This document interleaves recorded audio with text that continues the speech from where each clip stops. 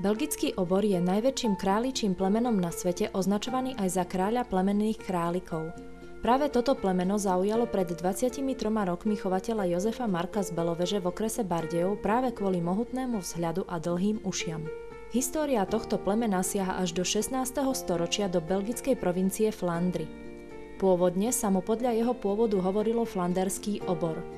Aj napriek náročnosti na kvalitu a kvantitu krmenia je toto plemeno u chovateľov mimoriadne obľúbené.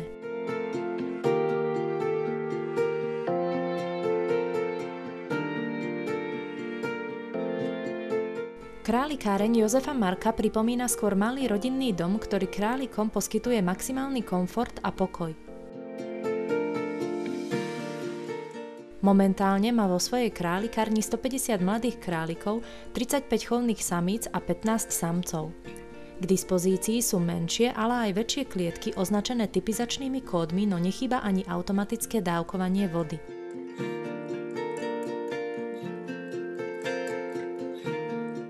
Samice, ktoré čakajú na potomstvo, majú klietku predelenú tak, aby sa v zadnej časti mohli nerušene venovať svojim potomkom. Takáto klietka sa dá otvoriť z oboch strán, aby chovateľ mohol vidieť aj malých králikov. Chovateľ králiky pári maximálne 2-krát do roka. Zaujímavé sú preňho januárové a marcové vrhy, ktoré stihnú dorásť do jesenných výstav. To, či z králikov rastú šampióni, sa dá spozorovať medzi 4. až 5. mesiacom. Najväčší odbyt králikov má chovateľ v Rusku, na Ukrajine, ale aj v Poľsku.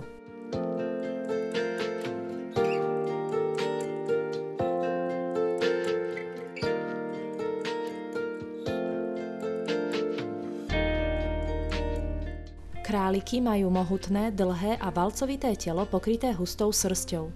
Ich prednosťou je silná kostra, ktorá dorastá do dĺžky viac ako 70 cm a váhový priemer okolo 8 kg, no skúsenosti má aj s 12 kg samicou. Dĺžka uší sa pohybuje okolo 22 cm. Belgické obrie králiky môžu byť v hnedej, modrodivokej, žltej, ale aj v železitej čiernej farbe. Chovateľa Jozefa Marka v súčasnosti okúzlila najmä činčilová farba, ktorá najlepšie vzniká skrížením činčilovej samice a samca divokej hnedej farby.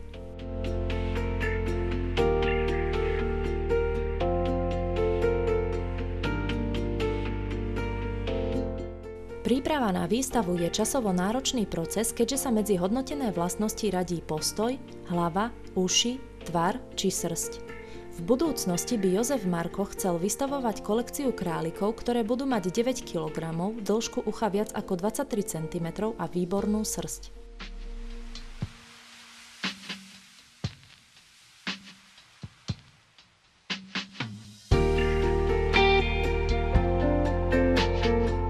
Z klubových výstav už Jozefovi Markovi žiadna cena nechýba.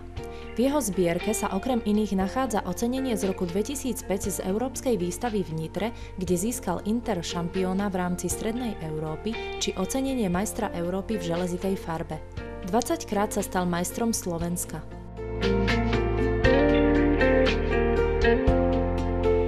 Všetky tieto ocenenia sú výsledkom nielen jeho dlhoročných skúseností, ale aj skutočnej chovateľskej precíznosti.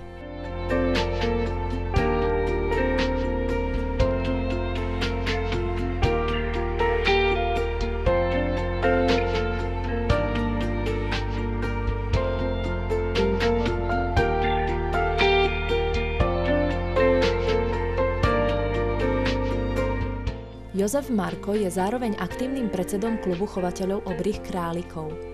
Klub okrem slovenských chovateľov združuje aj chovateľov z Čiech, Maďarska, Poľska a Ukrajiny. Klub registruje línie králikov, má pravidelné stretnutia, na ktorých si chovatelia vzájomne radia a tak si aj tí skúsení môžu osvojiť nové metódy chovu.